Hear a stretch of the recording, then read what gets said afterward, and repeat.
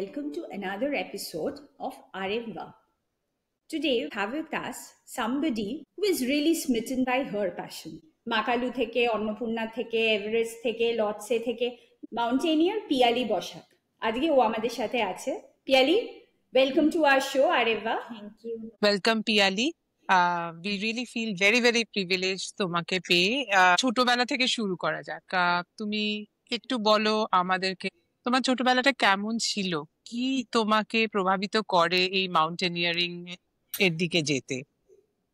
একদম ছোটবেলায় তো মানে সেরকম খুবই সাধারণ পরিবার, নিম্ন মধ্যবিত্ত পরিবার যেমন সেরকমই। তো মা বাবার সেই পরিস্থিতিতেও মানে খুবই ইচ্ছে ছিল পড়াশোনার প্রতি। মা বাবা দুজনেরই খুবই আগ্রহ ছিল, মানে পরিবারে যতই মানে কষ্ট থাকুক, যাই অভাব থাকুক, কিন্তু পড়াশোনাটা আমাদের ভালো করে করাবে। তো সেই কারণে পাড়া প্রতিবেশীর থেকে পুরনো বই, উঁচু ক্লাসের বইগুলো জোগাড় করে করে এনে মা বাবা পড়াতেন। তো সেই রকমই পড়াতে পড়াতে বাংলা বইতে যে সরকারি স্কুলের যে বাংলা টেক্সট বুক, তাতে তেনজিং নোরগে শেরপা এবং এডমন্ড হিলারির এভারেস্ট বিজয় বলে একটা গল্প আছে, কিশলয় বইতে আছে। তো সেইটা আমার মা যখন পড়িয়েছিলেন, এত মানে ওটা মনে দাগ কাটে আমার। তখন থেকে আমার বায়না যে আমিও এভারেস্টে উঠবো, তেনজিং নোরগে শেরপার মতো হব, পর্বতারোহী হব। তো সেই থেকেই আমার বায়নাতে। তারপর তখন মা বাবা তো পর্বতারোহণ কি জিনিস জানতেন না। তখন আমরা ওই তীর্থযাত্রা যেগুলো, কেদার, গঙ্গোত্রী, গম্মু, কাশ্মীরে অমরনাথ, জম্মুতে বৈষ্ণোদেবী, রোটাং পাস, সান্দাকফু, ওগুলো সব ট্রেকিং করে আমরা যেতাম মা বাবার সাথেই। এবং ছোটবেলায় মানে বাচ্চাদের যে জিনিসটা হয় যে কিছু দেখলে আনন্দ, লাফালাফি, যেটা ভালোবাসে সেটাতে আনন্দ, লাফালাফি। এবার আমিও পাহাড়ে গিয়ে এত আমার ভালো লাগতো, ওখানে আমি এবার দৌড়োদৌড়ি লাফালাফি শুরু করে দিতাম। এবার এক একটা ট্রেকিং তো 14-15 কিলোমিটার করে থাকতো এক এক দিনে। হাই অল্টিটিউড মানে তো 11,000-12,000 ফিটের ওপরেই ওই সমস্ত ট্রেকিং গুলো। তো সেই আবার চড়াই অত বছর আগে, হ্যাঁ আমার তখন 5-6 বছর বয়স থেকে আমি ট্রেকিং গুলো শুরু করে দিয়েছিলাম। তখন তো এত মানে এইসব হয়নি, ঢালাই রাস্তা, সাইডে রেলিং, বড় বড় হোটেল, এইগুলো তখনো হয়নি। বেয়ে বেয়ে উঠে যেতাম, মানে তখন কিন্তু আমি জানতাম না এটাকেই রক ক্লাইম্বিং বলে, টেকনিক্যাল ব্যাপারগুলো কিন্তু জানতাম না, নিজের মানে আনন্দে এইগুলো করতাম। তো এই করতে করতেই আমার শুরু হয়ে গেছে। তারপরে তো ট্রেনিং নিয়েছি বিভিন্ন। তুমি এটাতে যাওয়ার আগে তো আমি যেটা বলবো, আমার মনে হয় পিয়ালি তোমার এটা ভগবান দত্তক প্রতিভা। কারণ এটা তুমি ট্রেনিং নিয়ে নিশ্চয়ই আরো আরো আরো হাইটস এ পৌঁছেছো। এখন তো অনেক জায়গায় হেলিকপ্টার চলে যাচ্ছে, এখন অনেক জায়গায় সাপোর্ট পাওয়া যাচ্ছে যাওয়ার জন্য, হেঁটে না গিয়ে লোকে ঘোড়ায় করে যাচ্ছে। কিন্তু তোমরা পুরো পরিবারই এই জিনিসটায় অ্যাক্টিভলি পার্টিসিপেট করতে, আর তার মধ্যে তুমি হয়তো একটু এগিয়েছিলে। তো এটা ভীষণ ইন্টারেস্টিং একটা পয়েন্ট যে তোমার মধ্যে একটা প্রতিভা ছিল, যেটা সবাইকার সাপোর্টে তুমি সেটা আরো বেশি বেরিয়ে। যেটা বলছি যে তোমার যে এই ন্যাচারালি আসা, ন্যাচারাল প্রতিভাটা যে তোমার মধ্যে ছিল, সেটা তারপরে আরো ভালো করে ট্রেনিং নেওয়া বা কার কাছে যেতে হবে ট্রেনিং নিতে, কি করে তুমি আরো বেটার শিখবে বা প্রফেশনাল মাউন্টেনিয়ার হবে, এই জার্নিটা কি করে শুরু করলে? এটা তো আমার মনে হয় তুমি যদি এক্সপিরিয়েন্স শেয়ার করো, অনেকের জন্য এটা হেল্প করবে। প্রথমত তো ট্রেনিং মানে বললামই যে 5-6 বছর বয়সেই ট্রেকিং শুরু হলো। স্কুলে পড়াকালীনই মানে আমার পরিচয় হয় ওই অপূর্ব চক্রবর্তী স্যার। তো আমার বাবারও বন্ধু হন আর কি। তো সেই সূত্রে এইবার তখন আরো পরিচয়টা বাড়ে যে স্যার এরকম রক ক্লাইম্বিং এর ট্রেনিং দেন। তো তখন ওই স্যারদের সাথে বাঁকুড়া, পুরুলিয়ায় যে প্রথম তিলাবনী পাহাড়ে গিয়েছিলাম, তারপর জয়চণ্ডী, বেরো, শুশুনিয়া, এই সমস্ত পাহাড়গুলোতে আমাদের ওই যে দড়ি, যে লাইফ লাইন বলে তো পর্বতারোহণে, মানে মাউন্টেনিয়ারিং এর রোপকে বলা হয় লাইফ লাইন। তো সেইগুলোর বিভিন্ন রকম নট, তারপরে বিভিন্ন রকম যে ইকুইপমেন্ট আছে মাউন্টেনিয়ারিং এ ওঠার সময়, সেইগুলো কিভাবে কাজে লাগাতে হয়, নাবার সময় কিভাবে কাজে লাগাতে হয়, কিভাবে অ্যাঙ্কার করতে হয়, টেকনিক্যাল ব্যাপারগুলো। তারপর তাঁবু খাটানো, হ্যাঁ। তারপরে পাহাড়ে তো ক্লাইম্বিং আছেই, বিভিন্ন মানে ভার্টিক্যাল যে পাথরের দেওয়াল, সেখানে কিভাবে উঠতে হয়, এই সমস্ত ট্রেনিংগুলো তখন থেকে 8-9 বছর বয়স থেকেই নেওয়া শুরু করেছিলাম। এবং আর একটা যেটা বলবো, হ্যাঁ, যে অনেকের মানে মা বাবার এখন ধারণা হয়েছে যে খেলাধুলায় দিলে পড়াশোনার ক্ষতি হয়ে যাবে, খারাপ হবে। কিন্তু আমি বলবো এই যে আমার পর্বতারোহণের ট্রেনিং, সেটা কিন্তু আরো বেশি করে আমার পড়াশোনার ক্ষেত্রে ছোট থেকে হেল্প করেছে। নিশ্চয়ই, আমার মনে হয় তোমার একটা হোলসাম এডুকেশন হয়েছে, যেটা পড়াশুনোর বাইরে। তা তুমি পড়াশোনাতেও কি মানে গ্রাজুয়েশন, পোস্ট গ্রাজুয়েশন এগুলো করেছো, না কিরকম পড়াশোনায় গিয়ে? হ্যাঁ, আমি ম্যাথামেটিক্সে গ্রাজুয়েশন করেছি, কিন্তু হ্যাঁ, আর আমি বেশিক্ষণ বুঝতে পারবো না তোমার সাথে। এ তো খুব শক্ত সাবজেক্টে করেছো। কিন্তু যে কারণে আমার চাকরিটা তাড়াতাড়ি প্রয়োজন ছিল, তো গ্রাজুয়েশনের পরই সরকারি চাকরির জন্য আবার প্রিপারেশন নেওয়া, সেই সময় মানে দিনে 11-12 ঘন্টা বা তার চেয়েও বেশি পড়াশোনা করা। এবার তো সেন্ট্রাল গভর্নমেন্টেরও আমি অনেক চাকরির পরীক্ষা পাস করি, স্টেটেরও পাস করি, কিন্তু প্রাইমারি টিচারটা যেহেতু আমার বাড়ির পাশে পেলাম, আর বাড়িতে এরকম বাবা মার পরিস্থিতি, সেই কারণে প্রাইমারি টিচারটা জয়েন করি। তুমি কি এখন টিচার অ্যাজ আ প্রফেশন? তুমি টিচার, বাহ, খুবই ভালো। আর ম্যাথমেটিক্সে মানে তোমার শুধু মানে শারীরিক মানে তোমার যে স্ট্রেংথ বা এই মাউন্টেনিয়ারিং এর যে সাকসেস, সেটা নয়, তুমি মাথা দিয়েও খুবই পরিষ্কার বোঝা যাচ্ছে। লাইফ ইজ টাফ, আমার মনে হয় তোমার তুমি যা বললে তাতে তুমিও অনেক টাফ লাইফের মধ্যে দিয়ে গেছো, বা তোমার পরিবার, কিন্তু সেই সব অতিক্রম করে তুমি যেখানে পৌঁছেছো, এই সাকসেস স্টোরিটা সবাইকার কাছে পৌঁছতে পারলে নিশ্চয়ই খুব ভালো লাগবে। তুমি যে এই অভিযানগুলো করেছো পিয়ালি, তার মধ্যে অনেক অভিযান করেছো, তার গল্প আমরা শুনবো কিছুক্ষণের মধ্যেই। তো এর মধ্যে সব থেকে কঠিন বা সব থেকে এমন একটা অভিযান যেটা তোমার মনে দাগ কেটেছে কোনো কারণে, সেটা কোনটা? কঠিন বলতে পর্বতারোহণে তো লাইফ রিস্ক বা ডেঞ্জার সব শৃঙ্গতেই থেকে যায়। তো একটা প্রথম যেটা অভিজ্ঞতা আমি বলতে পারি যেটা ভয়ঙ্কর হয়েছিল, সেটা হচ্ছে 2013-তে ভাগীরথী 2 অভিযান, যেটা গঙ্গোত্রী গোমুখ, যেটা সবাই তীর্থযাত্রা তো যায়, গোমুখ তপবন ওই দিকটা যায়। তো ওইখানে আমরা, ওখান থেকেই দেখা যায় ভাগীরথী 2 শৃঙ্গটা, ওখানে সবচেয়ে উঁচু যে শৃঙ্গটা। তো ওই অভিযানটা ছিল ইন্ডিয়ান মাউন্টেনিয়ারিং ফাউন্ডেশনের, এবং ওটা হচ্ছে ইন্ডিয়ান মাউন্টেনিয়ারিং ফাউন্ডেশন তো অ্যাপেক্স বডি ইন্ডিয়ান মাউন্টেনিয়ারিং এ। আর তার আগে তো এই অভিযানগুলো যেতে গেলে কিন্তু ট্রেনিং এর দরকার পড়ে, সেই ট্রেনিং পাস না হলে, এ গ্রেড না থাকলে কিন্তু এই অভিযানে চান্স পাওয়া যায় না। তো তার আগে আমি দার্জিলিং এর হিমালয়ান মাউন্টেনিয়ারিং ইনস্টিটিউট থেকে বেসিক অ্যাডভান্স ট্রেনিং গুলো করেছি। তো তাদেরও প্রচুর অবদান আছে, এইচএমআই এর প্রচুর অবদান আছে, প্রি এভারেস্ট ট্রেনিংও আমাকে করিয়েছিল। এগুলো 8-10-এর সব কমপ্লিট করে 13তে আমি ইন্ডিয়ান মাউন্টেনিং ফাউন্ডেশনে সিলেকশন পেয়েছিলাম, ওটা গভর্নমেন্ট এক্সপিডিশন ছিল। এবার সারা দেশের সমস্ত রাজ্য থেকে একজন একজন করে সিলেক্ট করেছিল, আমি ওয়েস্ট বেঙ্গল থেকে পেয়েছিলাম সিলেকশন। তো 10 জন মেয়ে গিয়েছিল।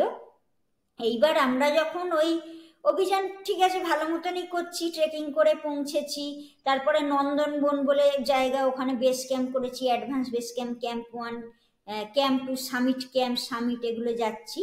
তো আমরা যখন এবারে সামিটের জন্য রওনা দিয়েছি, মানে সামিট ক্যাম্প যাচ্ছে, ওখান থেকেই সামিটে যাব, তখনই ওই যে 2013-র যে ক্লাউড বাস্ট উত্তরাখণ্ডে, সেই মেঘের মধ্যেই আমরা ছিলাম, যে মেঘে ক্লাউড বাস্ট হয়েছিল সেই মুহূর্তে, সেই সময় আমরা ওখানেই ওই 6000 মিটার উচ্চতাতে ছিলাম।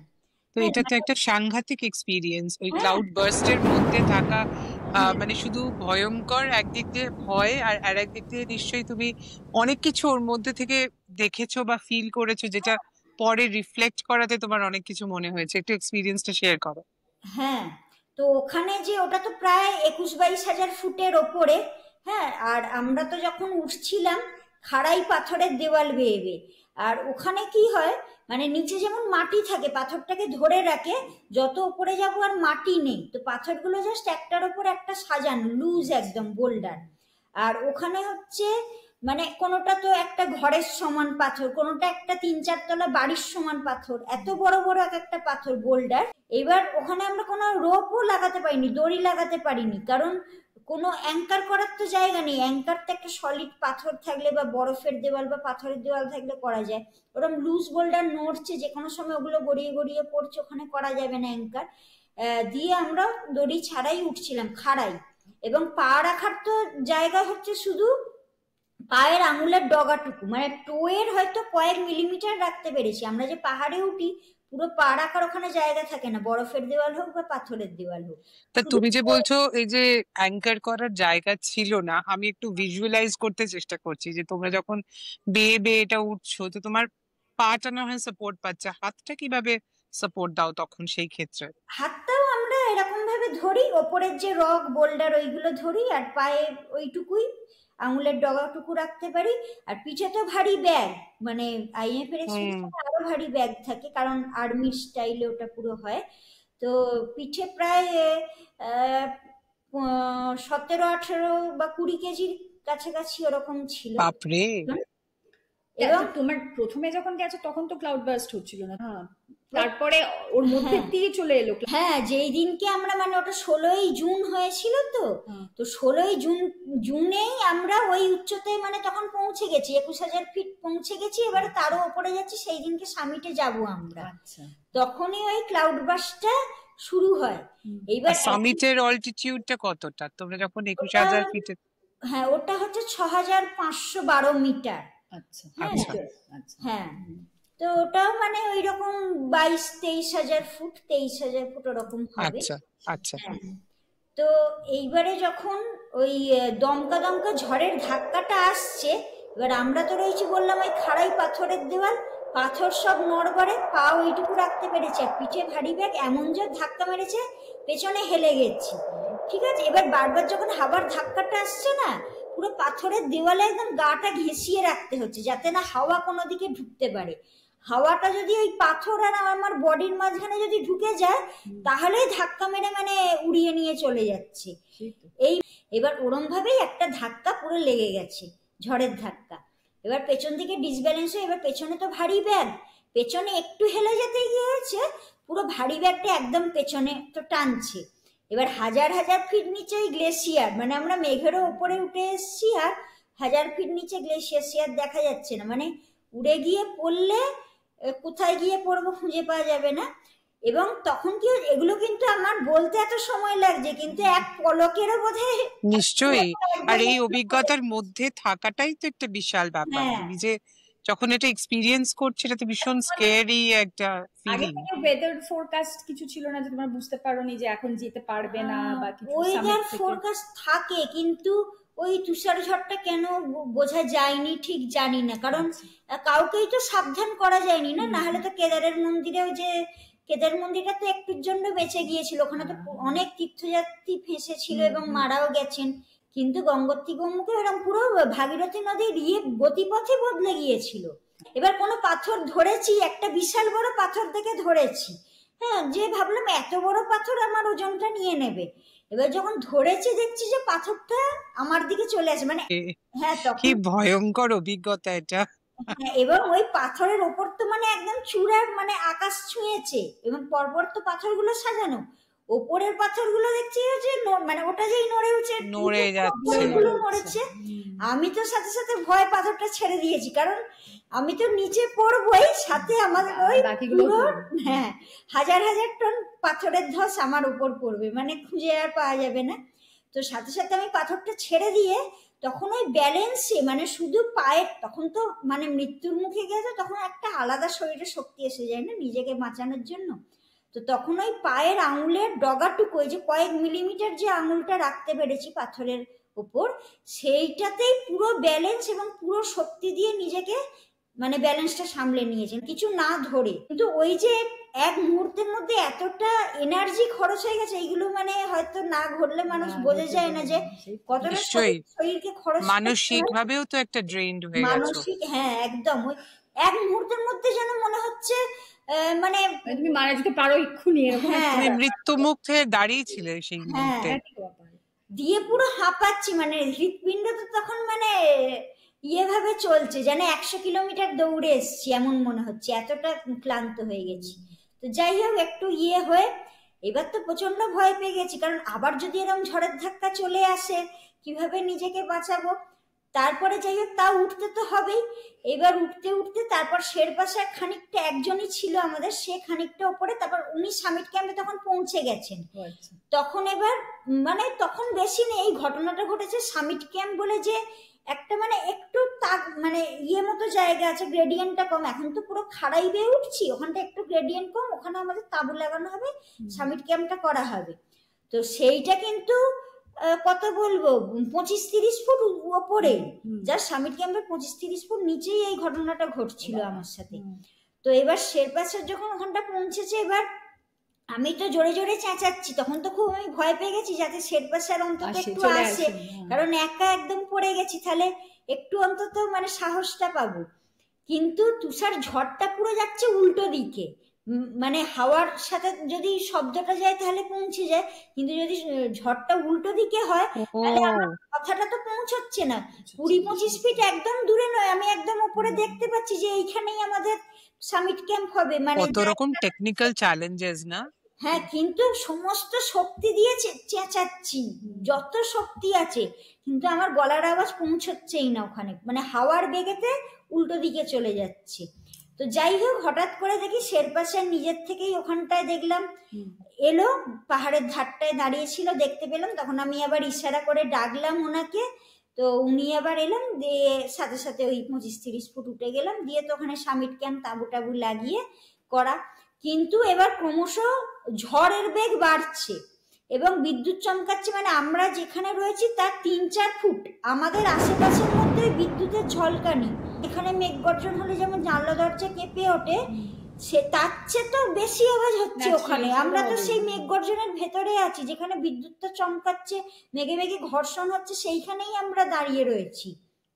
এবারে সেই গর্জনে না পাহাড়, হিমালয় পাহাড় পুরো কাঁপছে, মানে কি ভয়ঙ্কর বুঝতে পারছো, বলে বোঝানো যাবে না, মানে হিমালয়, না এটা একটা মানে সাংঘাতিক এক্সপেরিয়েন্স তোমার, এটা তুমি দেখলেই ভয় লাগে। তুমি বই লিখতে পারো এটা নিয়ে আর কি। না তুমি মানে আমার মনে হয় এক তো তোমার একটা ফিজিক্যাল এক্সপিরিয়েন্স, যে ওটা ওখানে পৌঁছানো, মানসিক ভাবে তোমার একটা ড্রেন্ড হয়েছে, আর এটা তো একটা মানে এর মধ্যে একটা দৈব এক্সপিরিয়েন্স, যে আমরা সবাই দেখবে একটা পাহাড়ের কাছে গেলে দূর থেকে যখন পাহাড়টা দেখি, আর মানে আমরা তো অনেক দূর থেকে দেখি, তাও মানে আমার বেস্ট এক্সপিরিয়েন্স হচ্ছে সান্দাকফু, যেখান থেকে আমার মনে হয়েছিল মাউন্ট এভারেস্ট খুব কাছ থেকে দেখতে পাচ্ছি, এই তো তুমি তার অনেক ওপরে, সেখানেও একটা গডলি এক্সপিরিয়েন্স হয় না, যে মনে হয় যে আমি মানে একটা ইউনিভার্সের সাথে একটা অন্যরকম এক্সপিরিয়েন্স হয়। তো তোমার এই এক্সপিরিয়েন্সটা আমার মনে হয় সেসবের অনেক ঊর্ধ্বে, এবং ভবিষ্যতে তবে এটা অনেক কাজে লেগেছে। তখন হয়তো বাঁচবো কিনা ঠিক ছিল না, কারণ এবং আমার যে যিনি শেরপা স্যার ছিলেন, শেরপারা খুবই হাসি খুশি হন এমনিতে, যতই কঠিন পরিস্থিতি হোক ওনাদের মুখে হাসি লেগেই আছে। কিন্তু ওই আমার জীবনে ওই প্রথম একটা অভিযানে দেখেছিলাম, আর তারপরে আর একটা এভারেস্টে ঘটেছিল, সেটা পরে বলবো।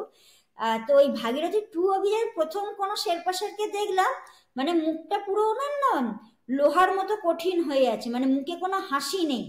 হ্যাঁ, মানে উনিও নিশ্চিত ছিলেন না যে আমরা বেঁচে, মানে ওনার অভিজ্ঞতা, ওনার শক্তিতেও মানে এটা হয়ে উঠবে না, এরকম মানে উনি হয়তো ভাবছিলেন। তোমার জীবনের গল্প অনেকক্ষণ ধরে শোনা যায়, আর আমার মনে হয় তোমার একটা বই লেখা উচিত এই এক্সপিরিয়েন্স শেয়ার। পিয়ালি, আমাকে একটু কথা বলো, আমরা ধরুন যারা মাউন্টেনিয়ারিং সম্বন্ধে খুব বেশি জানি না, তো একটুখানি আমাদের বলো যে মাউন্টেনিয়ারিং, ধরো যারা শুনছে আমাদের এই প্রোগ্রামটা, খুব সাধারণভাবে মাউন্টেনিয়ারিং কি কি ধরনের হয়, বা কি কোথায় কোথায় শেখানো হয়, কিভাবে কোন কোন রেঞ্জেস, মানে এই ধরনের যদি কোনো ইনফরমেশন আমাদের দিতে পারো।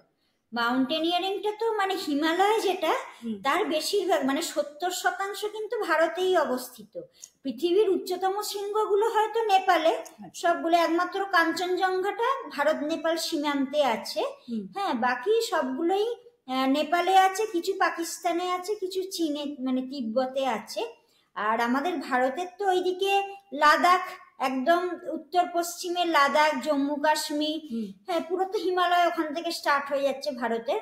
তো লাদাখ, জম্মু কাশ্মীর হয়ে হিমাচল প্রদেশ, তারপর উত্তরাখণ্ড, হ্যাঁ উত্তরাখণ্ড হয়ে তারপরে হচ্ছে সিকিম, ওয়েস্ট বেঙ্গল, পশ্চিমবঙ্গতেও আছে, তারপরে তো ওদিকে চলে যাচ্ছে অরুণাচল প্রদেশ।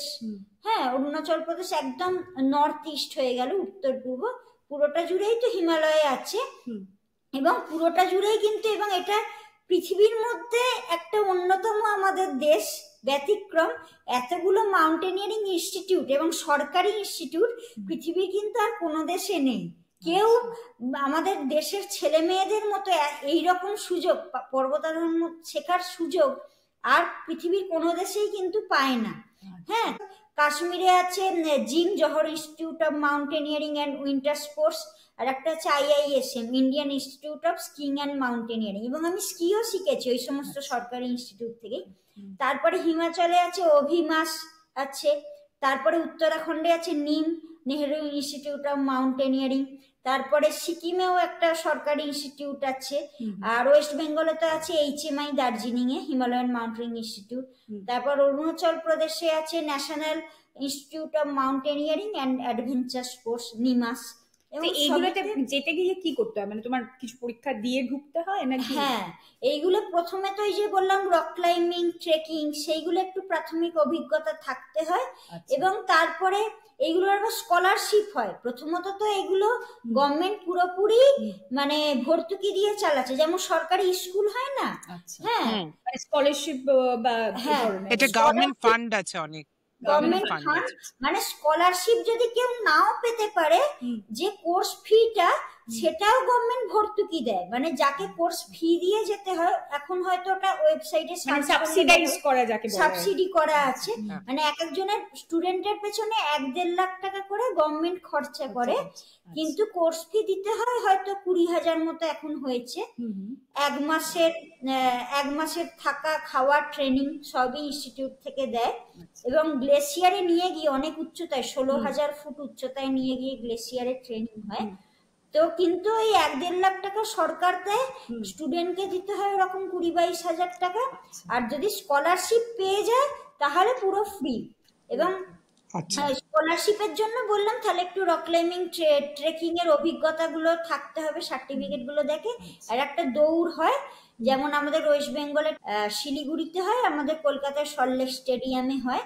তো সেইখানে ওরা ধরুন 10 জন বা 20 জনকে যদি স্কলারশিপ দেয় দৌড়ে, তার মধ্যে আসতে পারলে 10 জন 20 জনের মধ্যে আসতে পারলে তাহলে স্কলারশিপটা পেয়ে যাবে, এবং পুরো ফ্রি হয়ে যায়, পুরো 1 মাসের ট্রেনিং হয়ে যায়।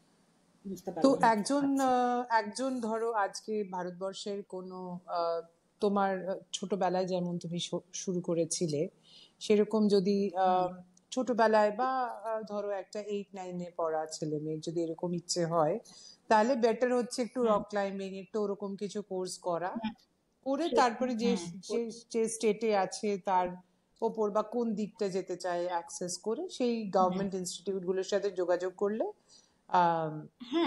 অনেকটাই সাবসিডাইজড রেটে এই ট্রেনিং গুলো নিতে পারে। তো এটা অ্যাক্সেসেবল ওয়েবসাইট আছে। তো এগুলো কত সময় লাগে তোমার? একটা ধরো আজকে সে ফর এক্সাম্পল আমি চাইছি একটা কোনো ট্রেনিং করতে, বেসিক অ্যাডভান্সড এরকম কোর্সেস, 1 মাস করে একটা ট্রেনিং হয়। এবং গিয়ে থেকে করতে হবে ওখানে থেকেই, কারণ তো গ্লেসিয়ারে নিয়ে চলে যাবে, ওখান থেকে তো ফেরত আসার কোনো জায়গাই নেই। ওখানে গ্লেসিয়ারে গিয়ে থাকা, তাঁবু খাটিয়ে থাকা, ওখানে আইস ক্লাইম্বিং শেখাবে। গ্লেসিয়ার মানে খাড়াই বরফের দেওয়াল, এবং ওটা আইস, ওটা স্নো নয় কিন্তু, মানে আইস মানে হচ্ছে বরফটা পাথরের মতো কঠিন হয়ে যায়, লক্ষ লক্ষ বছর ধরে ওই বরফটা ওখানে জমে জমে ওটা ব্লু আইস, ব্ল্যাক আইসে পরিণত হয়ে গেছে, পাথরের মতো কঠিন হয়ে গেছে, সেইটাকে গ্লেসিয়ার বলে। এবং ওই কঠিন আইসে কিভাবে ক্লাইম্বিং করতে হয়, পায়ে কাঁটা লাগিয়ে, ক্র্যাম্পন লাগিয়ে, হাতে আইসেক্স দিয়ে, এবং আরো সব গিয়ার আছে, হেলমেট পরতে হবে মাথায়, সবই ওখানে শেখানো যায়। এবং এই ট্রেনিং ছাড়া একটা পাও কেউ ওখানে স্টেপ রাখতে পারবে না। এই তো ভীষণ সাংঘাতিক ব্যাপার। আচ্ছা, একটা আমাকে কথা বলো, ধরো আজকে আমি একটা শিখতে শুরু করেছি মাউন্টেনিয়ারিং, ঠিক আছে, তো প্রথমে তো আমাকে নিশ্চয়ই একেবারে আইস গ্লেশিয়ারে নিয়ে চলে যাবে না, প্রথম স্টেপটা কি? মানে ওরা ধরো আমি আজকে ওই ইনস্টিটিউটে গেলাম, তো সেখানে কি নানা রকমের ধরো ক্লাস 1 2 3 4 টাইপের থাকবে, যে আগে তুমি বেসিক শেখো? হ্যাঁ, অবশ্যই স্টেপ বাই স্টেপ, না হলে তো হবে। বেসিক গুলোতে কি শেখাবে? বেসিকে প্রথমে তো রক ক্লাইম্বিং শেখাবে, ওইগুলো একটু ওর হায়ার মধ্যে লেভেলের রক, যে কারণে রক ক্লাইম্বিং এর একটু অভিজ্ঞতা থাকা উচিত, কারণ ওখানে তো একটু হায়ার লেভেলের হয়ে যায়।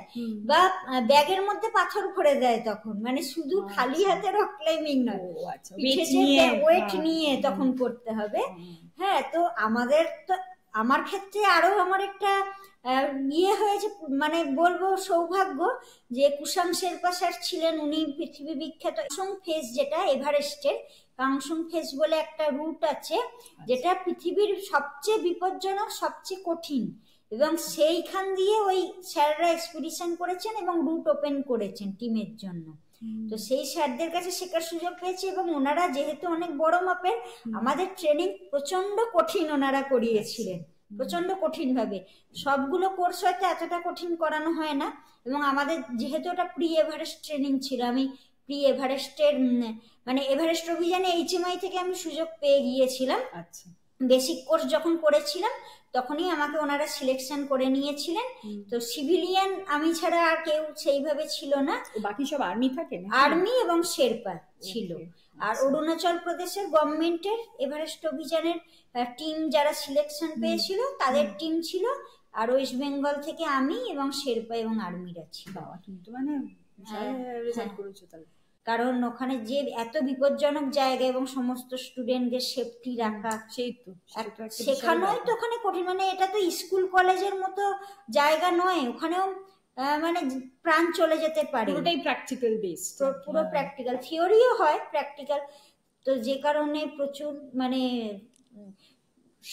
সিলেকশন তো থাকে, কারণ A গ্রেড না পেলে, এই যে বেসিক কোর্স করলাম ওটাই A গ্রেড পেলে তবেই হায়ার লেভেলের কোর্স করতে পারবো। যদি A গ্রেড না পাই, B গ্রেড যদি হয়, তাহলে কিন্তু আর নেক্সট লেভেলের কোর্স করা যাবে না।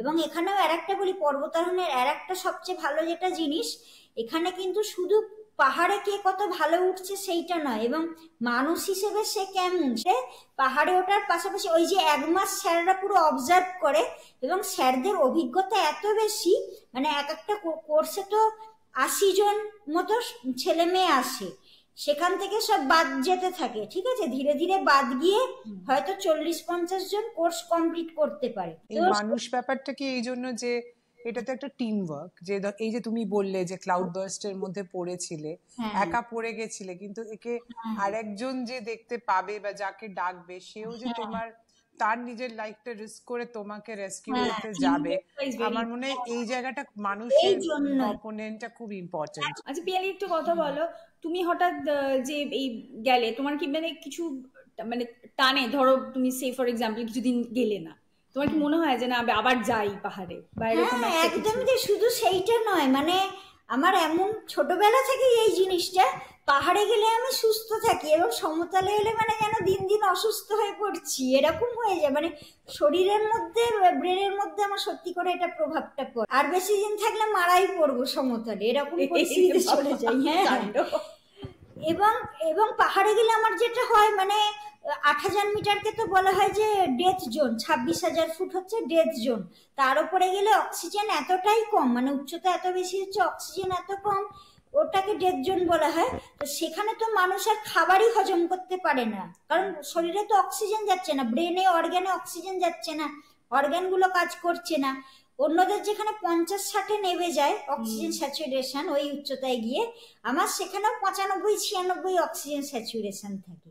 এবং আমার শরীর বিল্ট লাইক দ্যাট, তোমার শরীর, তোমার লাংস, বললে তোমার ব্যাপারটাই ভগবান দত্তক, তোমার মানে ভগবান দিয়েছে।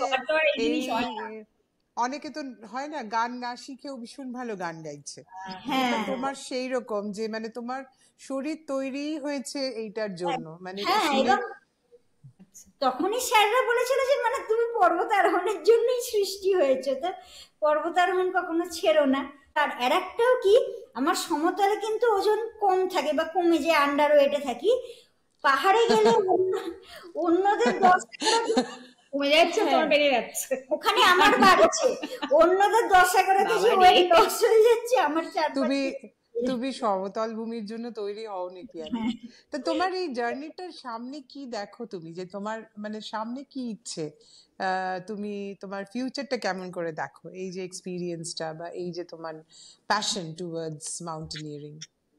ফিউচারটা এইটাই, কারণ পর্বত আরোহণটা না যদি দেশের সমস্ত ছেলে মেয়েরা শেখে, আরো যদি বেশি করে এটাকে মানে যেমন ক্রিকেট ফুটবল ক্রিকেটের হ্যাঁ এত প্রচার, সেই পপুলারিটি যদি মাউন্টেনিয়ারিং, কারণ মাউন্টেনিয়ারিং শিখলে দেশের যে ভবিষ্যৎ প্রজন্ম তৈরি হবে তারা কিন্তু আরো অনেক ভালো তৈরি হবে এবং হ্যাঁ দেশেরও উন্নতি, ফিজিক্যাল ফিটনেস থেকে ফিজিক্যাল ফিটনেস, মেন্টাল ফিটনেস এবং মানুষের চরিত্র গঠন সবকিছুই অনেক ভালো হবে।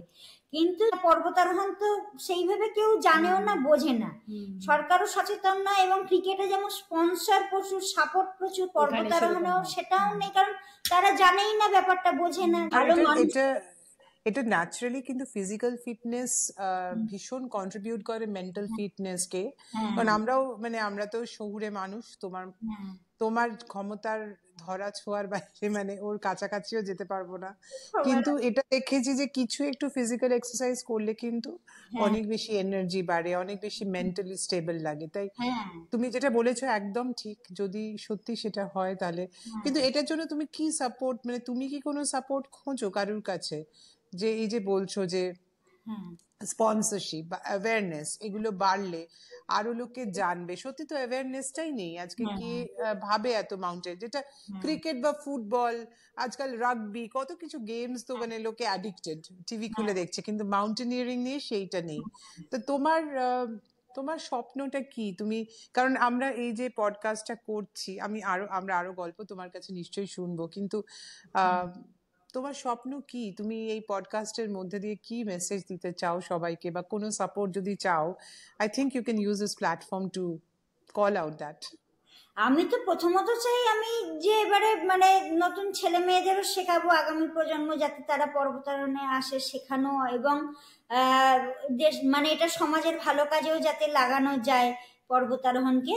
এবং আমার নিজের ক্ষেত্রেও বলবো যে যদি বিভিন্ন বড় কোম্পানি, যেমন এই প্রথম আমি বন্ধন ব্যাংক থেকে এবারে স্পন্সর পেয়েছিলাম, হ্যাঁ কাঞ্চনজঙ্ঘা অভিযানে, আর তার আগে রোটারি ইন্টারন্যাশনাল একবার আমাকে করেছিল, কিন্তু আমি তো 6টা উচ্চতম শৃঙ্গ আরোহণ করেছি, 2বার তার মধ্যে আমি মাত্র কিছুটা স্পন্সর পেয়েছি। বাকি ক্রাউড ফান্ডিং তো হয়েছিল, মানুষরা ব্যক্তিগতভাবে যে যেমন পারে, এবং আমার ক্ষেত্রে এটাও মানে দেশের মধ্যে প্রথম গরিব মানুষরাও কিন্তু আমার জন্য এগিয়ে এসেছিল, মানে হকার, সবজি বিক্রেতা, তারাও। এবং ক্রাউড ফান্ডিংটা কিন্তু আমি নিজেও করিনি, কারণ তখন আমি ক্রাউড ফান্ডিং কি জিনিস জানতাম না। তো আমাকে যেহেতু প্রথমে বললাম কিছু কিছু অভিযান করেছিলাম, তো তারপরে মানুষ আমাকে এত ভালোবাসতো, প্রথম আমি ব্যাংক লোন নিয়ে চলে গিয়েছিলাম। যেই সাহস খরচা পড়ে পিয়ালি, সরি একটা মানে এখানে যেহেতু খরচার কথা বলছি আমরা, কিরকম খরচা পড়ে একটা? মানে ধরুন এভারেস্টে একটু খরচাটা বেশি, মোটামুটি 35 লক্ষ টাকা খরচা। হ্যাঁ, আর একটা অভিযানে একটা অভিযানে একজনের। এভারেস্ট ছাড়া অন্য যে 8000 মিটারের শৃঙ্গগুলো আছে ওগুলোতে মোটামুটি 20 লক্ষ টাকা মতো খরচা হয়, একটা অভিযানে 20 লক্ষ, এভারেস্ট ছাড়া অন্য মানে 20 লক্ষ কি বলছো? টোটাল অভিযানটা, টোটাল অভিযান মানে 2 মাস ধরে যে আমাদের অভিযান হয়, খাওয়া দাওয়া, অভিযানের সমস্ত পার পারসন বলছো? Per person. ওরে বাবা, সেটা সাংঘাতিক খরচা তাহলে। কারণ মানে পর্বত অভিযানটা না একটু মানে তো এক্সপেন্সিভই, কারণ ওখানে খাবার দাবার বই নিয়ে যেতেই প্রথমে তো ট্রেকিং করেই তো 10-11 দিন লেগে যাবে যে বেস ক্যাম্প পৌঁছতে। তো সেইখানে এতগুলো 6টা শৃঙ্গ গেছো, তার মধ্যে 2টো শৃঙ্গ তুমি বলছো যে ফান্ডিং পেয়েছো, তো সেখানে আর বাকি 4টে শৃঙ্গ কি এত টাকা খরচা?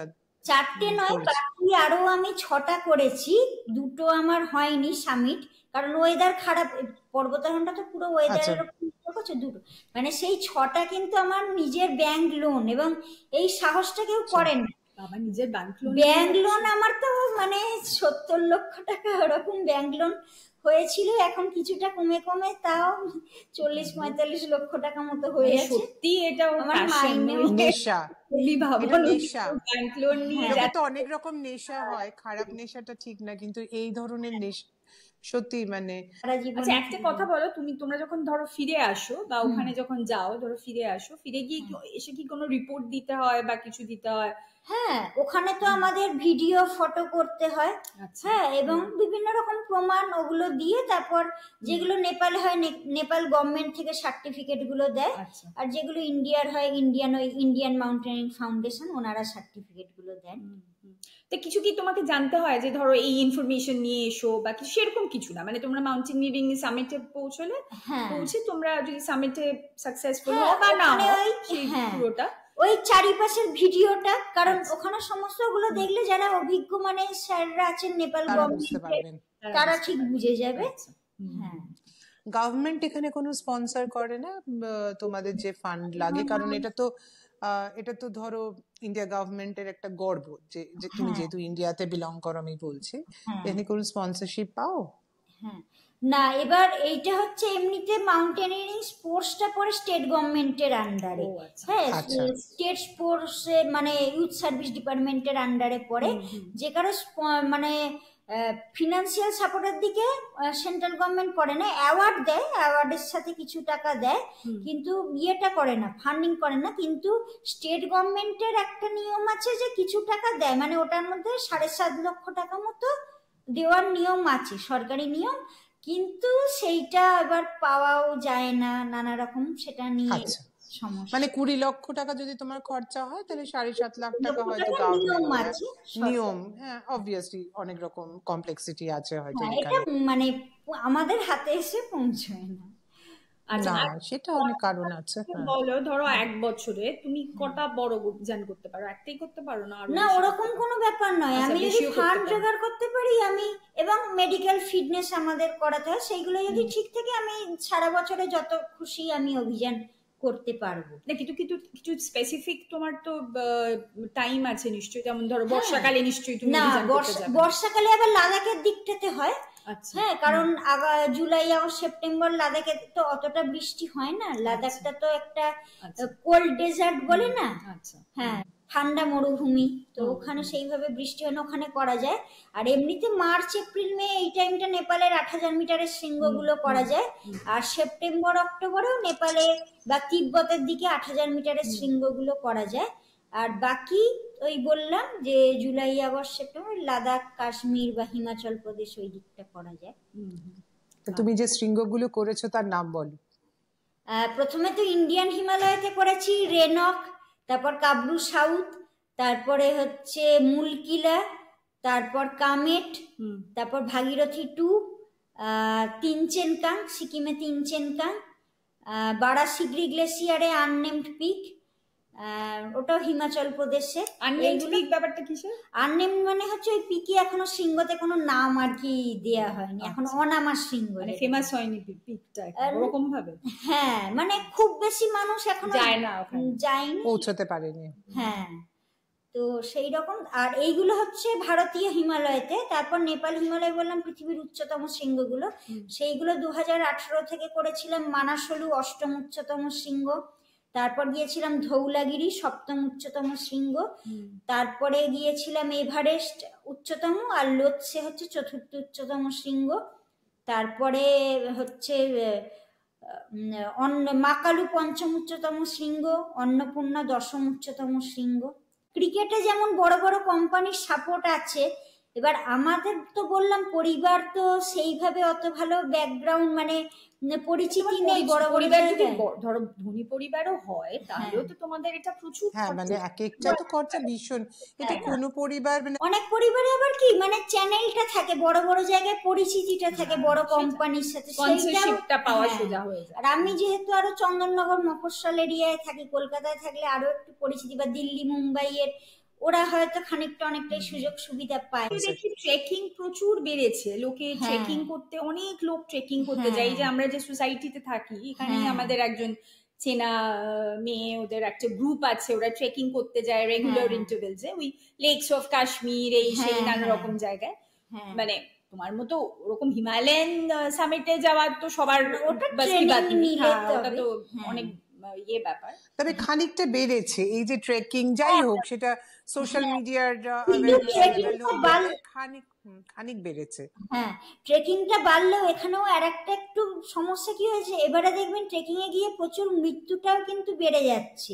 কারণ হচ্ছে ট্রেকিং এ গেলেও কিন্তু খানিকটা ট্রেনিং এর দরকার আছে, কারণ হিমালয় কিন্তু ট্রেকিং সহজ বলে কিছু হয় না হিমালয়তে। কিন্তু পাস পাবে যদি তোমার ধরো মানে ও যদি কেউ প্রপারলি ট্রেন্ড না হয়, হ্যাঁ, সে কি ওই জায়গাগুলোতে যেতে পারবে? এইবার না, ট্রেকিং গুলোতে তো এখনো সেইভাবে রুলস রেগুলেশন তৈরি হয়নি না। মাউন্টেনিয়ারিং এ যেমন পারমিশন দেবে না, ট্রেকিং এ এখনো যেহেতু তৈরি হয়নি যে কেউ চলে যাচ্ছে।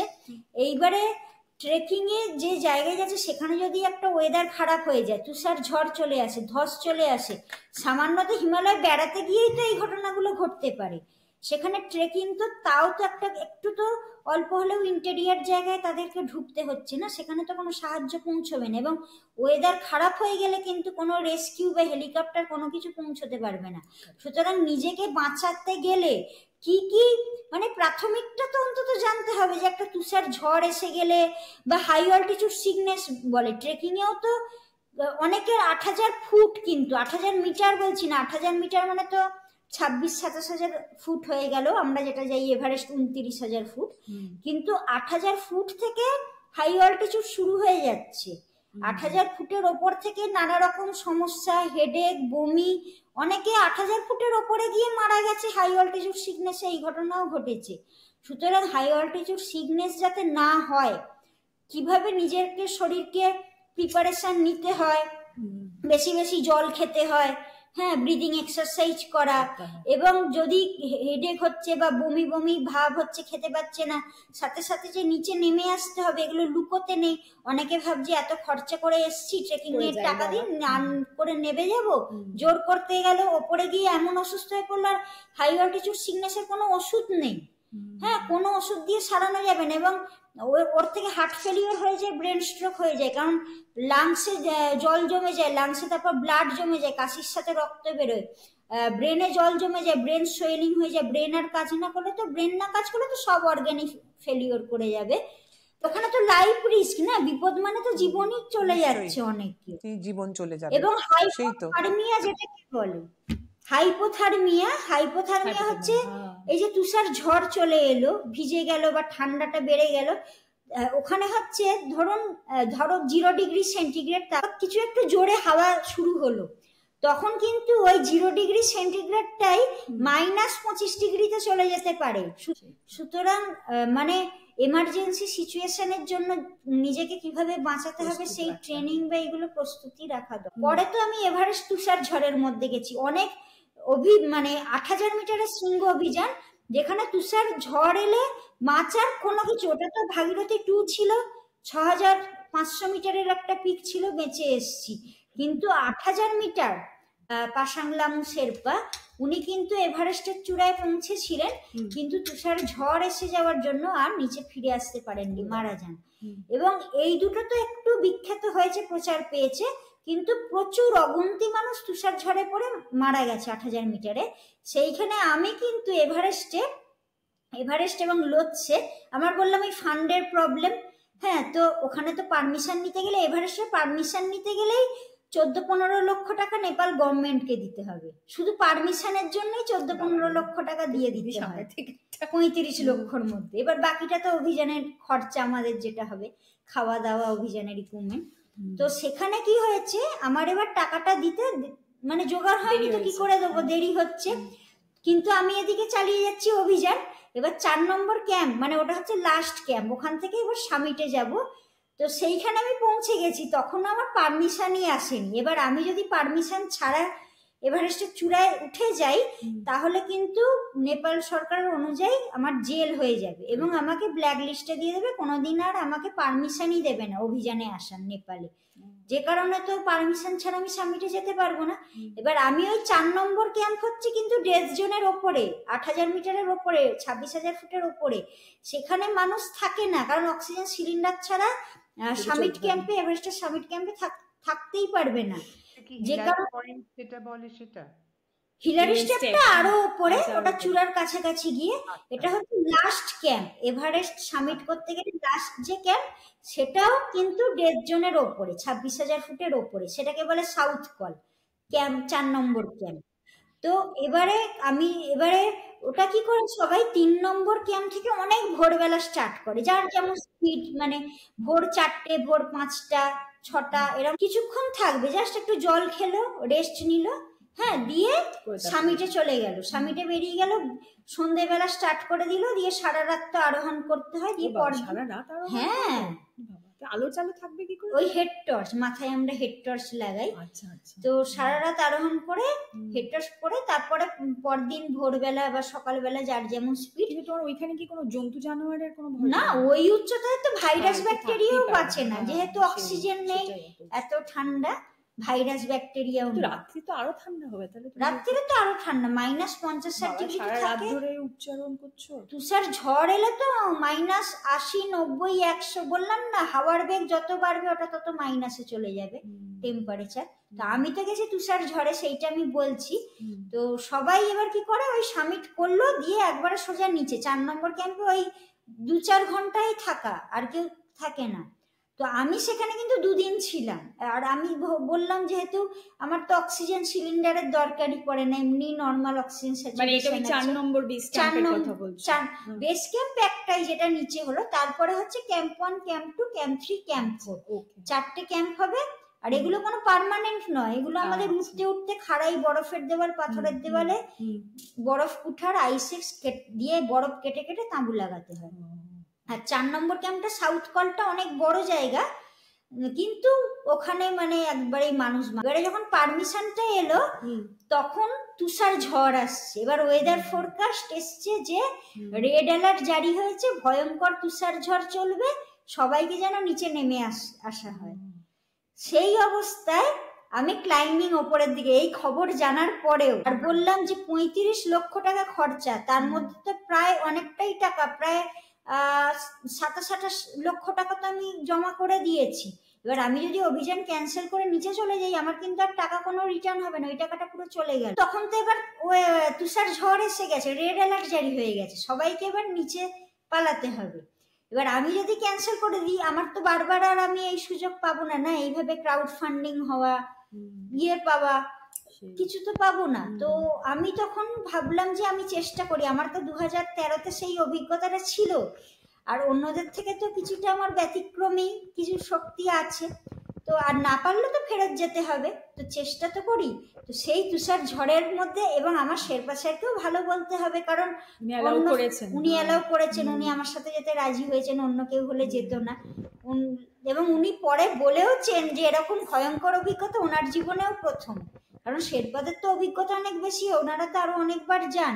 তো সেইখানে উনি বলছেন যে এইটাই আমার প্রথম, এইটা আমার শেষ, এইরকম তুষার ঝড়ে আর জীবনে কোনোদিন কোনো 8000 মিটার শৃঙ্গতে আমি যাব না। এবং ওনার জন্যই আমি বেঁচে ফিরে আসতে পেরেছিলাম, কারণ তুষার ঝড়ে তো কিছু দেখা যাচ্ছে না, কোথা দিয়ে নামবো। উঠেছি তো তখন তুষার ঝড় চলছে, তার মধ্যে কি অবস্থা, মানে পুরো খাড়াই বেয়ে উঠছি, তুষার ঝড়ের ধাক্কাতে আমাদের উড়িয়ে উড়িয়ে আছাড় মেরে মেরে ফেলছে। আর এভারেস্টের একদিকে নেপাল, একদিকে তিব্বত, পুরো খাড়াই বেয়ে উঠতে হয়, ছুঁচল একটা রিজ ধরে উঠছি, এবং আমাকেও আছাড় মেরে ফেলছে, শেরপা স্যারকেও আছাড় মেরে ফেলছে। এবার দুজনেই ছিলে, আর কেউ ছিল না? না, আর তো সবাই নিচে পালিয়েছে। এবং আমি, আমার শেরপা আর একজন শেরপা তখন আমাদের সাথে চলে এসেছিল, কারণ যেহেতু সবাই নিচে চলে যাচ্ছে সমস্ত টিম, তো একজন শেরপা সেও তো নিচে চলে যাচ্ছিল, ওই জন্য আমাদের দলের সাথে, আমাদের দুজনের সাথে সে এসেছিল। এবং বিপদ, তুষার ঝড় এলে তো বিপদও বেড়ে যাচ্ছে, দুজন মিলে লড়াই করা যাবে না, 3 জন থাকলে একটা কোনো বিপদে পড়লে লড়াইটা করা যায় সবসময়। অভিযানের ক্ষেত্রে 3 জন থাকাটা মিনিমাম 3 জন থাকাটা দরকার, যে কারণে উনি এলেন আমার সাথে, তো 3 জন আমরা যাচ্ছিলাম। তো যাই হোক, এবারে যখন আমরা পড়ে যাচ্ছি, আর ওপর ওই যে তুষার ঝড়, এবার আমাদের তো ওপর দিকে তাকিয়ে উঠতে হচ্ছে, তুষার ঝড়ের ওই বরফ টরফ এসে না আমাদের চোখে মুখে পুরো ঢুকে যাচ্ছে, আর আমি তো অক্সিজেন ছাড়া যাচ্ছে না, মাস্কটা তো লাগাইনি, মাস্ক লাগালে তো অনেকটা নাক মুখটা ঢাকা থাকে, তো সেই ঢুকে যাচ্ছে। এবার ওপর থেকে আবার ধস নামছে, তুষার ধস, কারণ তুষার ঝড় হলে, হ্যাঁ, এবার পাহাড়ে যদি যখন বরফটা জমা হতে থাকবে না, খাড়াইতে তো বেশি বরফটা থাকতে পারবে না, ধস আকারে তো নামতে থাকে। এইবার ওপর থেকে ওই ধস নামছে, আর এত খাড়াই, আর ভসভসা তো এবার বরফটা হয়ে গেছে, কারণ জমাট একটু বরফ হলে কিন্তু উঠতে সুবিধা হয়, এবার তুষার ঝড় হওয়ার ফলে কি হয়েছে, পুরো বরফটা ভসভসে হয়ে গেছে। পাটা তো মানে আমরা 2 পা উঠছি 3 পা নেমে যাচ্ছি, এইরকম অবস্থা, খাড়াই তো পুরো, স্লিপ কেটে নেমে যাচ্ছি।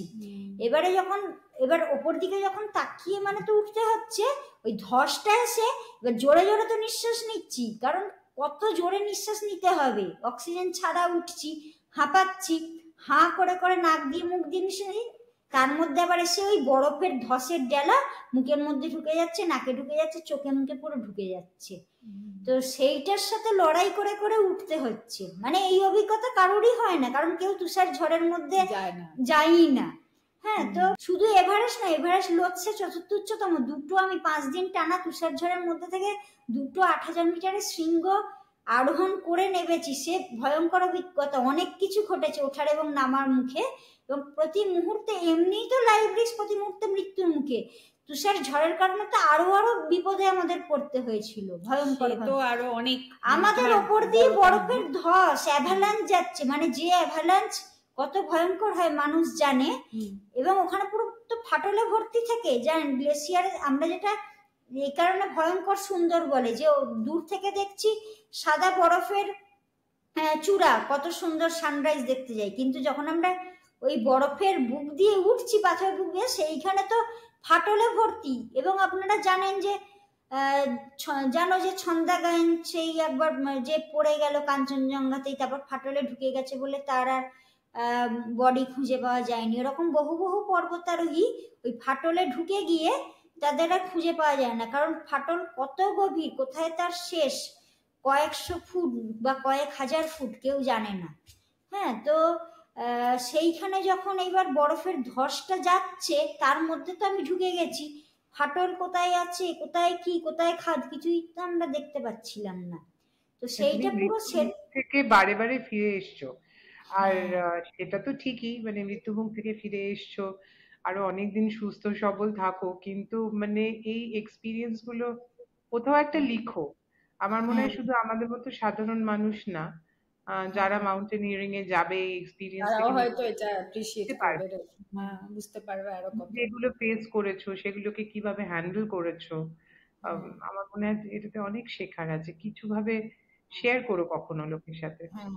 সে তো মানে আমাদের আরো সারাদিন আমাদের শুনতে হবে ওর কাছে। হ্যাঁ, আমার মনে হয় এবার সত্যি অনেক গল্প, আর মানে এর একটা এপিসোড 2 করা যায়, যেখানে আরো গল্প তোমার কাছ থেকে আমরা শুনতে পারি। সত্যি হ্যাঁ, খুব ভালো লাগলো তোমার সাথে কথা বলে, জোড়া কথা আমাদের খুব ভালো লাগলো তোমার সাথে সত্যি কথা বলে, অনেক কিছু জানার আছে, অনেক কিছু অভিজ্ঞতা, অনেক জিনিস। আর আমার মনে হয়, আশা করি যে আমাদের এই পডকাস্ট শুনে লোকে কিছুটা অন্তত হলেও জানবে মাউন্টেনিয়ারিং সম্বন্ধে, কি কি বাধা, কি কি বিপত্তি। আমারও খুব ভালো লাগলো, থ্যাংক ইউ সো মাচ। ভালো লাগলো আমাদের। This is, I think, another episode which will all our listeners would love to listen and enjoy listening, and lot of learning from it. So thank you for listening. Thank you for taking time. Keep following us on our Spotify channel. Keep listening, and your encouragement will take us to greater heights and bringing more stories to you. And if you want to be a guest in our podcast, if you are following your passion also and want to share your stories, then drop an email to followyourpassion@myyahoo.com. Thank you again. Bye bye. Thank you, Piali. Thank you so much. Till next time.